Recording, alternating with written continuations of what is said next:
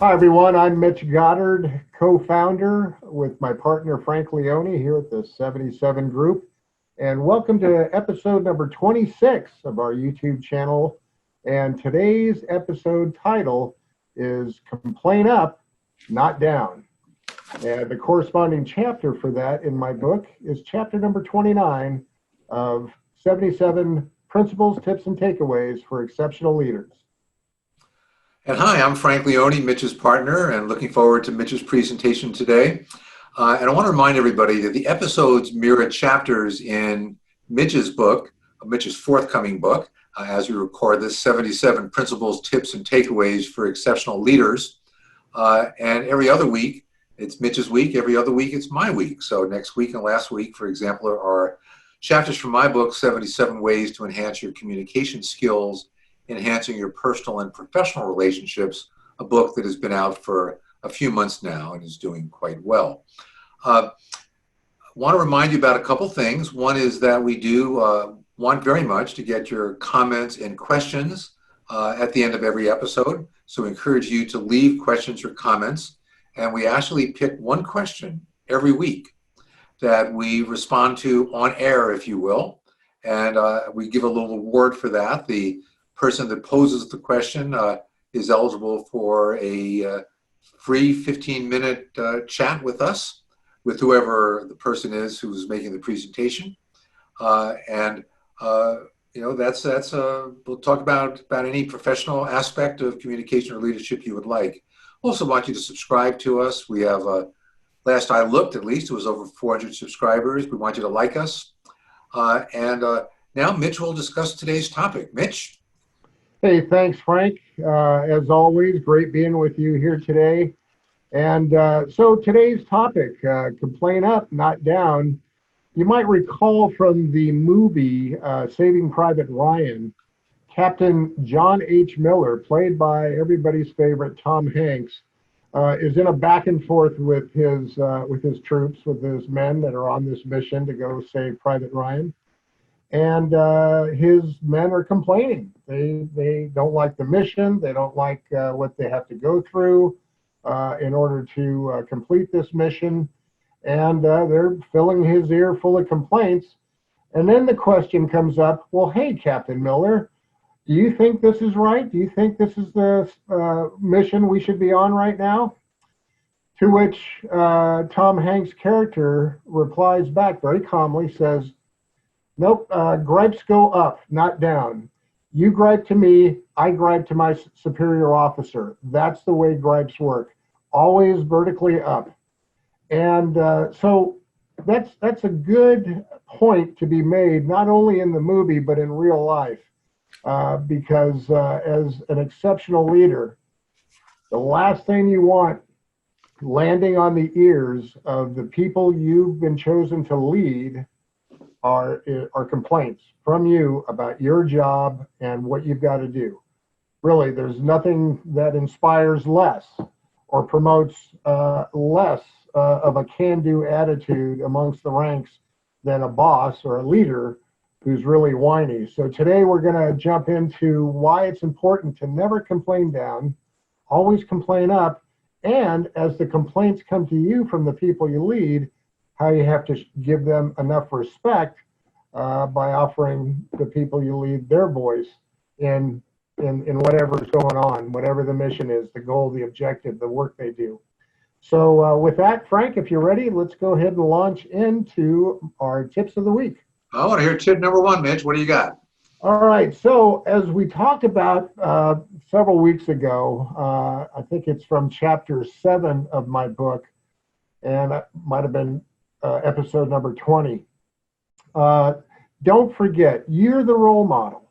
And don't forget, all eyes are on you. So that's the first tip. Don't forget that all eyes are on you, because as complaints come in, as stressors start to pile up, as new challenges start to take foot, don't become a complainer. Be a strong leader. Your people are counting on it, and if you start to fall apart in front of them, they will see that your credibility will be compromised, And, you're on full display, so you need to be very careful with that. So, once again, tip number one, very simply, don't forget that all eyes are on you. Okay, tip number two, Mitch. Okay, so tip number two is frame your complaints carefully. So, you're complaining up, and when you're doing so, avoid making your complaints sound like complaints. Frame your words carefully so they will be perceived as solutions, viable alternatives, or perhaps opportunities for improvement. Because your leader doesn't want to hear too much complaining out of you, but they will welcome solutions or opportunities to improve on the work that's being done. So tip number two is frame your complaints carefully. Well, I really love the phrase opportunities to improve, and how wonderful world we would have if everybody couched any complaints that they had in those terms, which at the end of the day is essentially the same thing. Amen. Amen to that. Tip number three, Mitch. All right. So tip number three is seek to understand the true why behind incoming complaints. So what we're saying here basically is practice some measure of appropriate diplomacy when your people present legitimate complaints, so that you are understanding the why behind that complaint. Give your people an opportunity to have their voices heard. Legitimate complaints need to be addressed. But one caution with that, avoid giving oxygen to chronic complainers that are just looking to take up time, take up space, and avoid doing the work that they've been assigned to do. Really brings back a memory to me back in my Rand Corporation days, worked for this extraordinary mentor named Steve Klein. And Steve told me on many occasions, don't tell me there's a problem. Tell me what it's going to take to fix the problem. And, it took me a while to get from point A to point B, but words to the wise. And I think that essentially is what you're suggesting in tip number three. Absolutely. So once again, tip number three, seek to understand the true why behind incoming complaints, and help your people find solutions that'll help them get over the hump.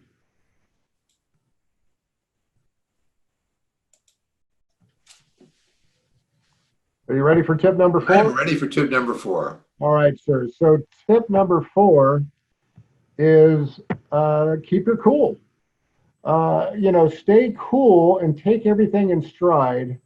Maintain control of yourself, because when an exceptional leader is able to do that, they inspire confidence in the people that they lead. They also inspire confidence to the people they report to. Things are going to break. Plans are going to have to shift on the fly. Challenges are going to pop up that you didn't expect to begin with. But if you keep your cool, even if a very difficult complaint comes in, that's going to have to make you put the brakes on what you're doing and address immediately. Keep your cool, show some calm, inspire some confidence, and you'll come out ahead. So tip number four this week, keep your cool. Mitch, any tricks of the trade here? In other words, when you hear a complaint, or when you have in your life, and you're burning inside because of the unjustness of that complaint, how do you turn on a switch that lets you keep your cool? How do you go from, hey, I'm ready to explode, but I know I can't do this? What little trick do you have that's going to make it easier for people to get there? Well, I don't know that it's necessarily a trick, or maybe a tactic, is to take a few deep breaths, analyze what's being put in front of you, keep your emotions in check. It's super easy to address the person that's bringing the complaint forward versus dealing with the complaint. So I guess my trick of the trade, or my tip, my sub tip on this one, is to look deeply at the complaint itself. Look right at that, not the person, not the words they're using that might be inflammatory or trying to get under your skin, but just deal with the core issue, seek some clarity if necessary, and address that issue with a calm demeanor. As you said that, I was this little acronym I developed in my head. PAR. Let's get back to some golf analogies here, but pause, analyze, respond. That's sort of what I heard you say, and I think to me it's probably a good little acronym to have in my head. That when that happens to me, I want to say, wait, pause for a second, Frank, and let's analyze this, and now I'll respond. So PAR. That's my Mitch Goddard trick of the trade for your tip. Well, and something you've been practicing for a while, it speaks right in line to what I was just saying. So I'm actually going to use that and credit you to keep it at par whenever something like that pops up. Okay. Do you want to repeat the 5 tips? Well, let me give tip number 5 real quick here, and that is to have an open mind. And so what we're saying here is, again, engage and brainstorm with the source of the complaint. Could be a group of people, could be just one individual, and ensure that their voice is being heard, and also give them the first opportunity to come up with a solution. Kind of ties back into an earlier tip, but engage, brainstorm with those people or that individual, and give them an opportunity to voice their complaint, voice their concern, and most importantly, to voice their solution or the opportunity for improvement in that situation.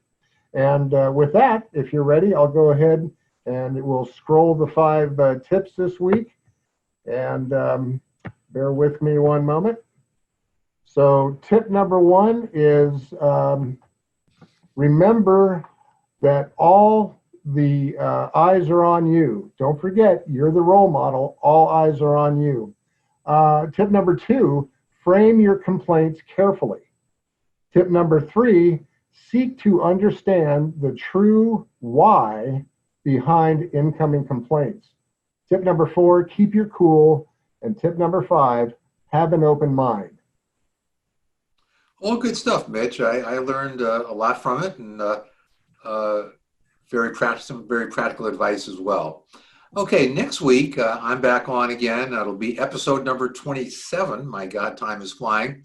And the title of next week's episode is Turn Positive Body Language to Your Advantage. Turn positive body language to your advantage.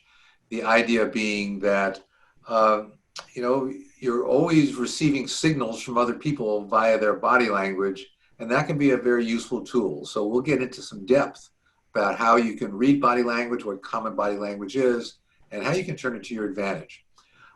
Once again, want to remind you to subscribe, to like us if you do, and to leave questions and comments. And then finally, Mitch will close out this episode by discussing his question of the week and offering a personal thought. So back to you, Mitch. Thank you, Frank. And by the way, looking forward to that next week's episode on body language. So many subtle messages that come out in body language. Really looking forward to that deep dive with you next week, Frank. So anyway, question of the week, everybody, comes to us from generated out of episode 22, so about a month ago, from chapter 14 of my book, which is entitled, the chapter's entitled, Know When to Step In and When to Stay Out. So this question comes to me, I'm excited, this is my first international interaction with a viewer on our YouTube channel. This is from Gunnerzapp, Gunnerzapp. And Gunner's app writes to us from Calgary, Alberta, up in Canada. And very polite, Gunner's app says, "Dear Mitch, could you please expand on tip number 4?" So tip number 4 of episode 22 was encourage your team to overcome challenges. So again, the title of that chapter, know when to step in and when to stay out. With this tip, encourage your team to overcome challenges. So Gunner's app, great name, by the way. I like that, original.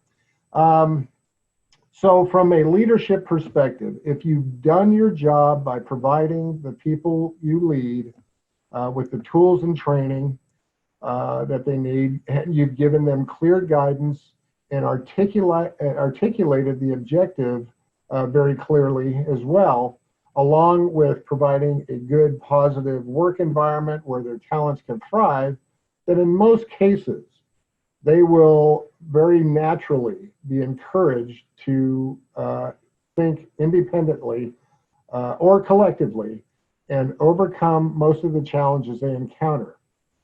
Just as importantly, however, you don't want to baby them in any way and create an atmosphere of overdependence on you as their leader.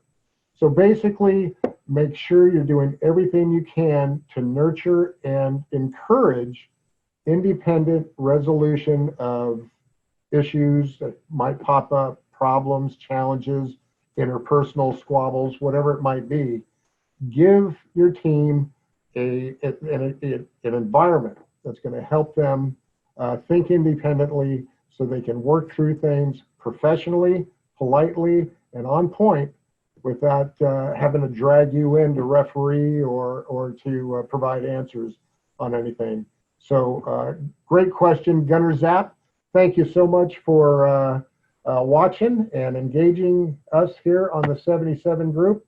And now, as we like to do every week, Frank and I like to share a personal closing thought. And it's all part of our mission here at the 77 group to give something back, to share from the really blessed lives that we've had professionally and personally. And hopefully people out there would benefit, be able to put some of it into practice in their own lives and get some use out of it. So today's final thought for me is real simple. Keep it positive. As we know, nobody really wants to hang out with someone that's negative, but we're naturally drawn toward people that have an upbeat personality, keep things positive, have can-do attitudes, and it is a scientific fact that when we're more positive, we're going to attract positive people. So positive energy attracts positive energy, just like negative energy attracts negative energy. So keep it positive, folks. Keep a smile on your face, and you'll keep inspiring others. Okay, all very good, and certainly nothing wrong with positivity. I think the secret there is to maintain that degree of positivity in good times as well as bad. Amen. Really critical.